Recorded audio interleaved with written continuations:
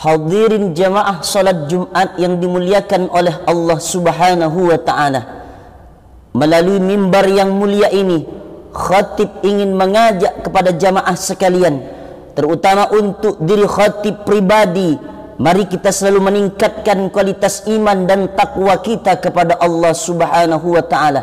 Karena orang yang bertakwa itu adalah orang yang beruntung di dunia dan di akhiratnya Allah. Dia tidak akan pernah rugi, dia tidak akan pernah sengsara, malah dia akan mendapatkan kebahagiaan yang hakiki di hadapan Allah Subhanahu wa ta'ala. Allah akan ganjar dengan balasan yang terbaik, yaitu surga. Al-jannatu uiddat lil muttaqin, bahwa surganya Allah hanya dijanjikan bagi orang-orang yang bertakwa, orang yang takut kepada Allah Subhanahu wa ta'ala. Maka khutbah Jumat ini menyadarkan kepada kita, saling mengingatkan kita, watawasau bil haqq, saling menyadarkan, saling menasihati kita dalam kebenaran. Jamaah Jumat, sampai masanya kita akan kembali menghadap Allah, sampai masanya manusia mulutnya akan dikunci oleh Allah, tangan mereka akan buat bicara oleh Allah, kaki akan bersaksi, sebagaimana yang difirmankan oleh Allah dalam Al-Quran, al-yawma nakhtimu ala afwahihim, hari itu mulut-mulut mereka dikunci oleh Allah, wa tukallimuna aydihim, tangan mereka akan dibuat bicara oleh Allah, wa tashhadu arjuluhum, kaki mereka akan bersaksi. Apa yang akan dibicarakan tangan dipersaksikan kaki, bima kanu yaksibun, semua yang telah mereka lakukan di masa yang lalu. Hidup yang diberikan oleh Allah tidak sia-sia. Apa khalaqnakum abasa, apakah hidup itu diciptakan oleh Allah untuk hal yang sia-sia? Tidak. Semuanya nanti akan dituntut, akan ditanya, akan disoal di hadapan Allah. Innas sam'a, pendengaran, diberi telinga oleh Allah, banyak mendengar apa. Wal basar, diberi mata oleh Allah, banyak melihat yang mana. Wal fuada, diberi hati dan pikiran oleh Allah, banyak memikirkan apa. Kullu ulaika kana anhu mas'ula, semua itu akan ditanya, akan disoal, akan dituntut di hadapan Allah Subhanahu wa ta'ala.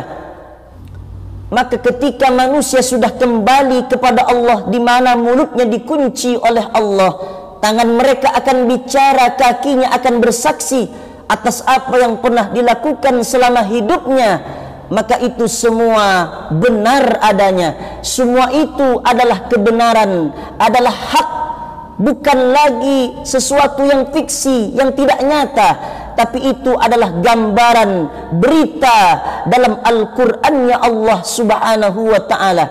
Kenapa mulut mereka dikunci oleh Allah? Mulut itulah dulu ketika dunia pandai mencari-cari alasan, pandai bersilat lidah, memfitnah, menggunjing orang lain, menyakiti hati orang lain. Hari itu mulutnya dikunci oleh Allah, sehingga tangannya bisa berbuat bicara, sehingga kakinya bersaksi di hadapan Allah Subhanahu wa ta'ala.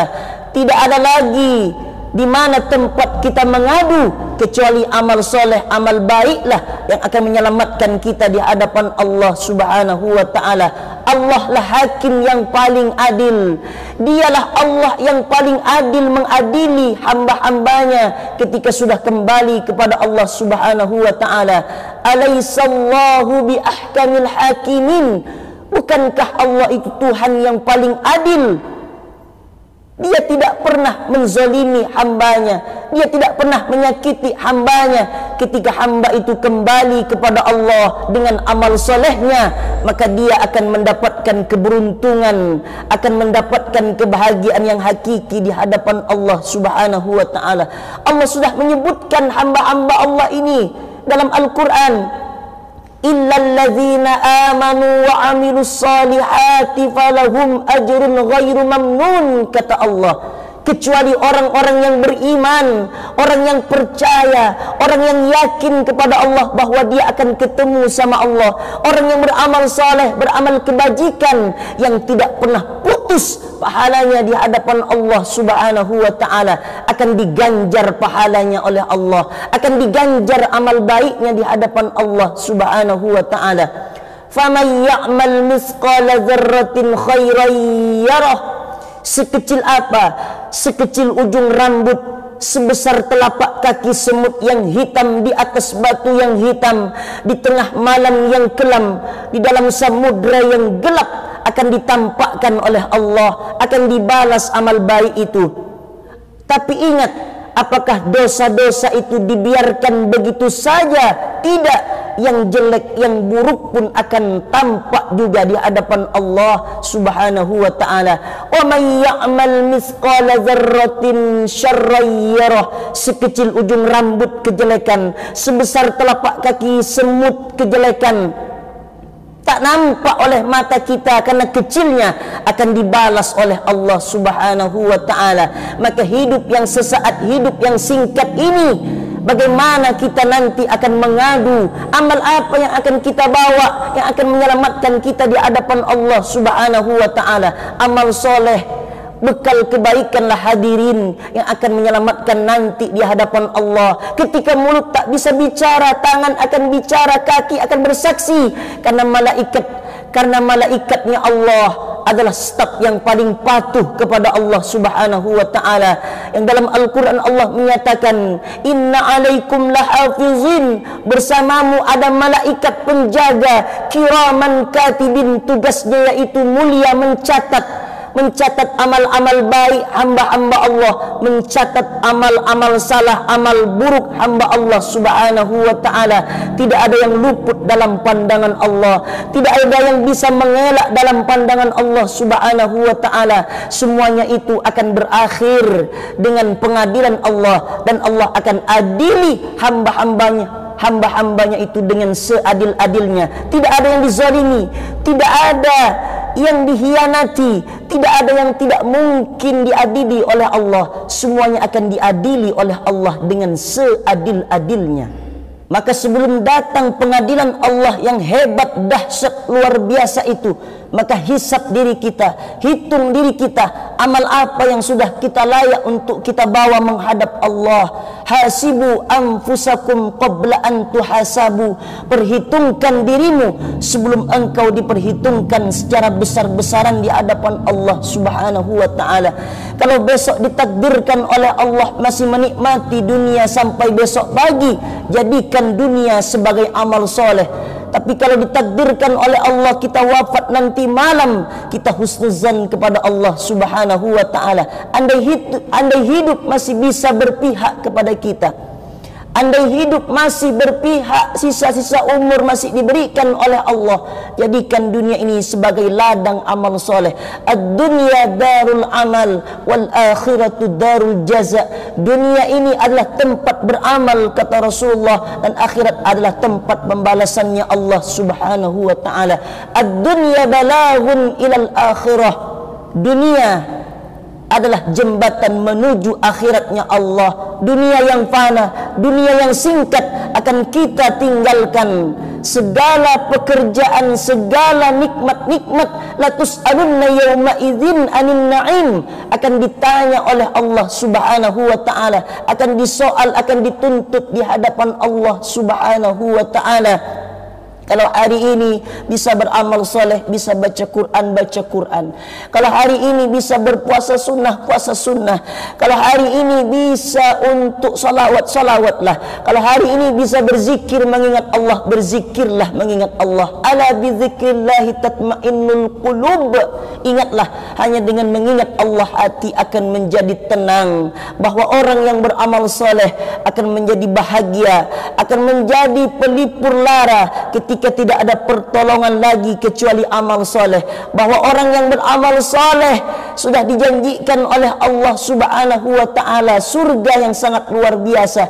Jannatin tajri min tahtihal anhar, yaitu surga yang mengalir di bawahnya sungai-sungai yang sangat indah, yang sangat luar biasa. A'dadtu li'ibadiyas salihin, aku sediakan bagi hamba-hambaku yang soleh, mala a'yunun ra'at, belum pernah dilihat mata, wala udhun sami'at, belum pernah didengar telinga, wala khatar ala qalbi bashar, belum pernah terlintas di hati dan pikiran. Itulah nikmat surga yang dijanjikan untuk orang-orang yang soleh beramal baik di hadapan Allah Subhanahu wa ta'ala.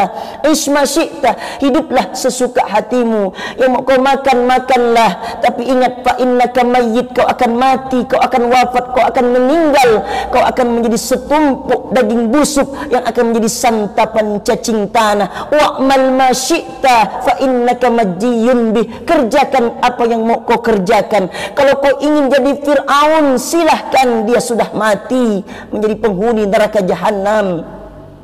Kalau kau ingin menjadi Qarun, silahkan, dia orang yang ingkar kepada Allah Subhanahu wa ta'ala, dia mati ditelan zaman. Kalau kau mau jadi Haman, silahkan, menjadi penasehat penguasa yang zalim Fir'aun, silahkan, tapi ingat, fa innaka majiyun bih, segala yang kau kerjakan itu akan dibalas, akan dituntut, akan diganjar oleh Allah Subhanahu wa ta'ala. Maka kita mesti berhati-hati dalam hidup di dunia ini. Jangan sampai kita sengsara, jangan sampai kita menderita ketika kita berada di dalam akhiratnya Allah Subhanahu wa ta'ala. Karena saat itu mulut dikunci oleh Allah, tangan bicara, kaki akan bersaksi. Kita menjadi tamu Allah yang membawa dosa-dosa. Semua manusia sibuk dengan urusannya masing-masing. Likulli imri'in minhum yawma idzin sya'nun yughnih. Tidak lagi peduli dengan orang tua, tidak lagi peduli dengan istri, dengan suami, dengan sahabat, andai tolan keluarga. Dia akan sibuk dengan urusannya masing-masing. Dia akan diadili menghadapi pengadilan Allah, yaumil hisab, hari penghitungan, yaumil mizan, di mana amalnya akan ditimbang oleh Allah Subhanahu wa ta'ala. Kemudian akan menjembati jembatan Siratal Mustaqimnya Allah Subhanahu wa ta'ala. Disitulah manusia akan menjadi orang-orang yang bahagia atau menjadi orang-orang yang celaka di hadapan Allah Subhanahu wa ta'ala. Maka hidup yang singkat, yang sebentar, yang fana ini, jadikan amal soleh untuk menghadap Allah Subhanahu wa ta'ala. Lan tazula qadama abdin yaumal qiyamah, nanti di hari kiamat kaki manusia tak akan bergeser sedikit pun di hadapan Allah Subhanahu wa ta'ala. Hatta yus'ala an arba'ah hisarin, sampai ditanya oleh Allah dengan 4 pertanyaan. Di antara yang akan ditanya, an umrihi fima afnah, umur yang diberikan oleh Allah kau pakai untuk apa, kau gunakan untuk apa? Apakah banyak taatnya, apakah banyak lalainya, apakah banyak salahnya, apakah banyak amal solehnya? Akan ditanya nanti di hadapan Allah Subhanahu wa ta'ala. Sungguh orang yang mendekatkan diri kepada Allah menjadi orang yang beruntung di hadapan Allah. Sungguh orang yang tidak melupakan Allah, yang selalu menghambakan dirinya kepada Allah, dialah orang yang luar biasa. Dialah orang yang akan diberikan kenikmatan yang sangat luar biasa oleh Allah Subhanahu wa ta'ala. Maka kita mesti menjadi hamba Allah yang baik dengan meningkatkan iman takwa kita kepada Allah, takut kepada Allah Subhanahu wa ta'ala. Ittaqillaha haitsuma kunta, bertakwalah kepada Allah dimanapun kalian berada. Wa atbi'is sayyi'atal hasanata tamhuha, iringilah yang jelek dengan kebaikan, karena sifat manusia itu al-insan mahalul khata' wan nisyan, manusia itu tempat salah dan lupa. Kalau kita terjerumus ke tempat salah, lembah setan, lembah maksiat, cepat-cepatlah kita beramal baik, beristighfar, minta ampun kepada Allah Subhanahu wa ta'ala. Walladzina idza fa'alu fahishatan aw zalamu anfusahum zakarullaha fastaghfaru li dzunubihim. Ada orang-orang yang jatuh dalam perbuatan salah, dalam perbuatan dosa, atau zalim kepada dirinya sendiri. Zakarullah, bersegeralah mengingat Allah, berzikir kepada Allah. Fastaghfaru li dzunubihim, minta ampunlah kepada Allah Subhanahu wa ta'ala. Jangan lalai, jangan terlalu jauh melupakan Allah, jangan terlalu lama berlarut-larut dalam dosa, karena setiap dosa yang dikerjakan, yang dilakukan akan membuat sengsara di alam barzah maupun dalam kehidupan alam akhiratnya Allah Subhanahu wa ta'ala. Kembalilah kita menjadi manusia yang beruntung di hadapan Allah. Di dunia kita beruntung, di akhirat lagi kita menjadi orang yang sangat beruntung di hadapan Allah, karena Allah sudah menyiapkan surga yang sangat luar biasa, kenikmatan-kenikmatan yang tak bisa dibeli dengan harta, dibeli dengan uang, yaitu nikmat dari Allah Subhanahu wa ta'ala. Barakallahu li wa lakum fil Qur'anil azim wa nafa'ani wa iyyakum bima fihi minal ayati wadh-dhikril hakim wa taqabbala minni wa minkum tilawatahu innahu huwal ghafurur rahim.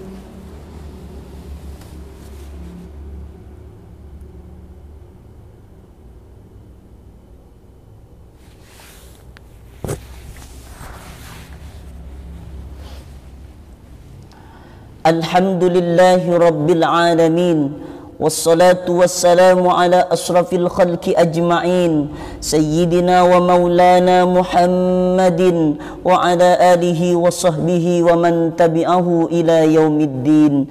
Ashhadu an la ilaha illallah wahdahu la syarika lah, wa ashhadu anna sayyidana Muhammadan abduhu wa rasuluh la nabiyya ba'dah.